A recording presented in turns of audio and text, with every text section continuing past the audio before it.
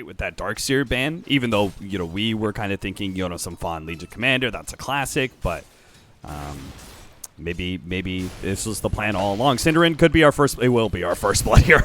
Alliance quickly snatch up that kill. Trixie makes his way to the same old juke spot he's been now.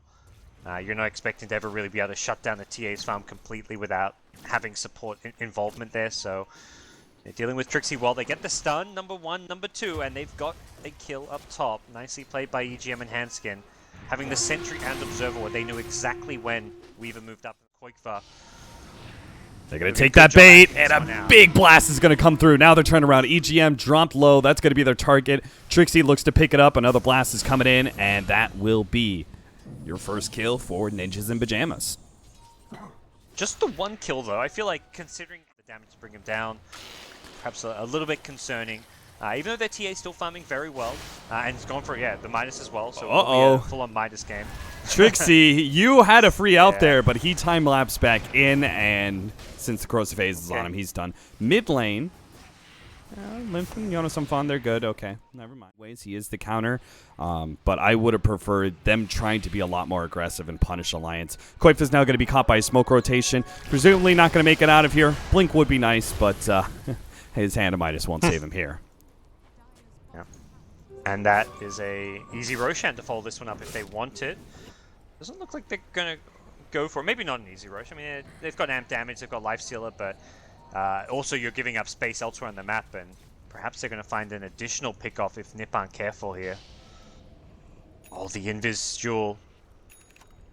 They've got him. Limp's got him. Corrosive Haze. Oh, he buffs a time-lapse, but he's still right there in the same spot for Limmp to collect the duel.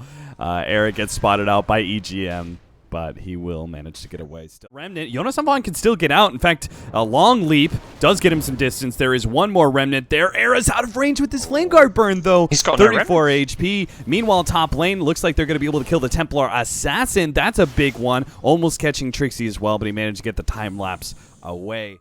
They just don't seem to be able to find these key kills that they need to be getting, and I think a big part is if QojQva had gone for that fast blink, he could actually be pairing up with the Ember Spirit to fight and find these pickoffs. No. The end result is it's Alliance finding kill after kill. They is on the roll right now. Is he going to die this time around? Does get chained up, so they're not going to chain their disables, especially with the arrow that Hani still had stolen. Nice steal, yeah. It does slow down that Aghanim Scepter. The Blade of Alacrity was coming in pretty quickly. Leap, the maxed out leap. Yeah.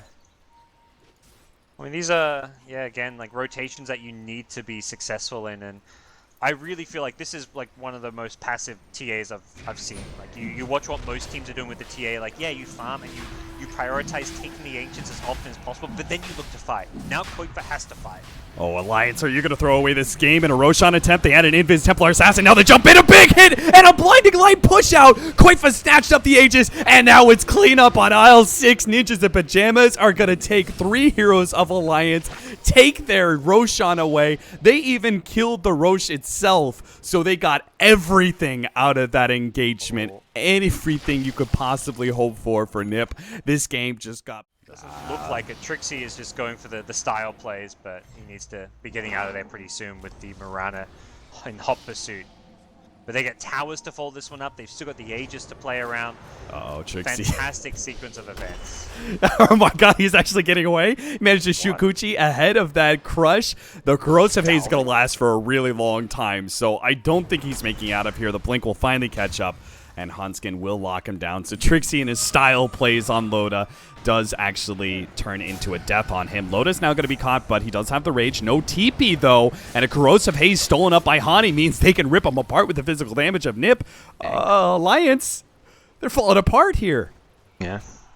See if they just throw out a blind arrow or something, or if they're just going to stay away from NiP at all costs. And that's probably the better play, honestly, with that Aegis still in hand. They have vision of him. Counter ward and ward.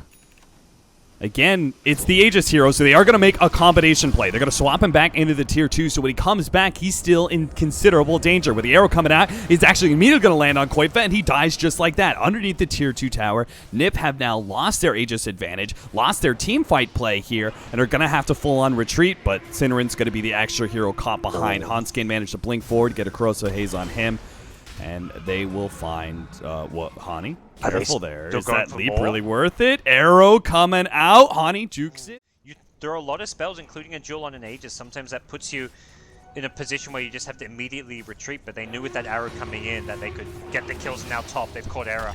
Yeah, they have the Aghanims and the Infest combination, so that will be an She's being easy dusted. duel win. Trixie, has the time. Like we saw Dendy's TA when he was playing the other day, he had traps covering the map. Like every possible trap was like spread within like maybe like 500 range of each other. Era caught out. That a crush and a bash, and Era gets exploded by the Alliance. Make the same kind of smoke play as they attempted last time. They do see Jonas and Fawn thanks to this ward right now, so this smoke, they may be able to find a decent initiation here before Roshan spawns. They're going to blow up Jonas and Fawn. They do also see Handsken. May still be able to get the hold on him, but Handsken does have backup. They're going to have Limp coming in with the duel. Now the follow-up. Qojqva, he jumps in, but underneath the shrine, he can't actually output any damage, so they manage to pick up 2 here, and maybe Trixie as well. He runs out of Shikuchi, has a time-lapse up, now Corrosive Haze, and ho-ho-ho! That double damage, Limp. Well, Pow. that Ember's not going to threaten to take a Rax. It's No. gonna be annoying, but you pushed way faster. All right, he's going to jump back to his Remnant. I didn't see he had one, but Limp, half health now. That Desolator chops beginning to do their work. Qojqva's going to commit here. Blinking forward does get the Meld Strike, but Armlet Toggle keeps Limp alive. Now Trixie's the target from Loda. Does manage to get off the time-lapse just in time. Qojqva's BKB is wearing out. Alliance, they're not feeling good about the turnaround, though. They're going to try and back away. Hansken's going to be caught. Nice blink forward by Hani, catching him with the crush. They lose a support. They can lose a core. Loda has the Rage still up. Managed to get off the chains.